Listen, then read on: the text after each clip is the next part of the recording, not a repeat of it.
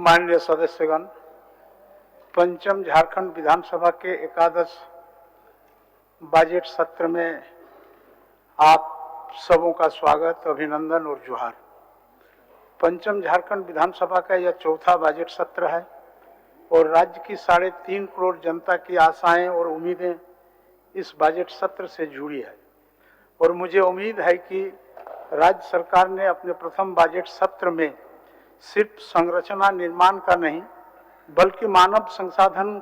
का विकास का जो संकल्प लिया था, उस संकल्प को इस बजट सत्र में और अधिक बल मिलेगा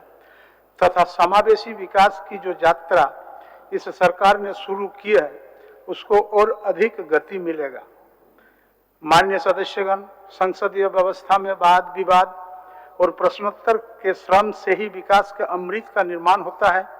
पक्ष और विपक्ष अपने विचारों और विचारधाराओं के बीच राज्य के 3.5 करोड़ जनता के कल्याण को जब मूल में रखेंगे तो मुझे पूरा विश्वास है कि यह बजट सत्र पूरी तरह से सफल होगा। मुझे आशा है कि इस लंबे सत्र के संचालन में आप सबों का सकारात्मक सहयोग मुझे प्राप्त होता रहेगा। माननीय सदस्यगण, वर्ष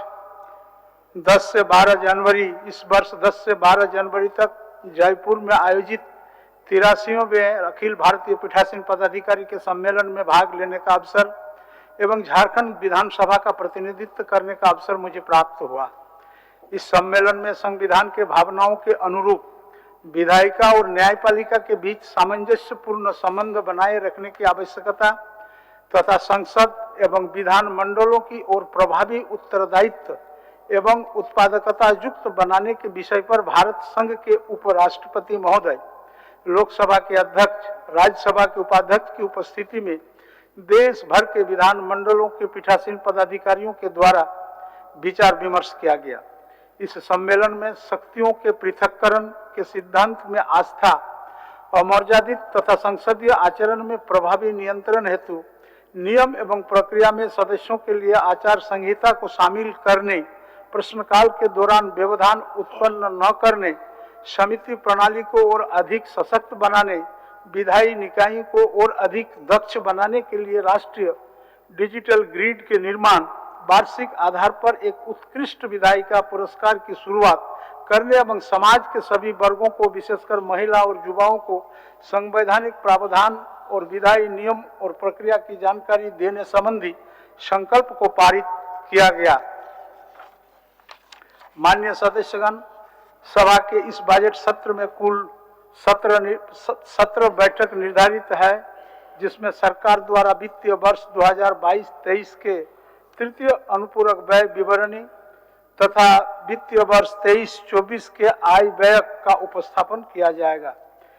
इस दौरान आप सभी माननीय सदस्यों को सदन में उपस्थापित होने वाले बजट के अनुदान मांगों पर कटौती प्रस्ताव के माध्यम से सरकार की योजनाओं की समीक्षा एवं राज्यपाल के अभिभाषण पर धन्यवाद प्रस्ताव पर चर्चा के दौरान सार्थक बहस के अवसर प्राप्त होंगे। बजट प्रस्ताव, अनुदान की मांगों और कटौती प्रस्ताव पर चर्चा के दौरान माननीय सदस्य के कई जनोपयोगी और सार्थक सुझाव आते हैं, जिसे आने वाले वित्तीय वर्ष के बजट या चालू वित्तीय वर्ष के अनुपूरक बजट में समाविष्ट किया जा सकता है। माननीय सदस्यगण, इस सत्र में माननीय राज्यपाल महोदय अपने संवैधानिक दायित्वों को पूरा करने के निमित्त आप सभी को संबोधित करेंगे।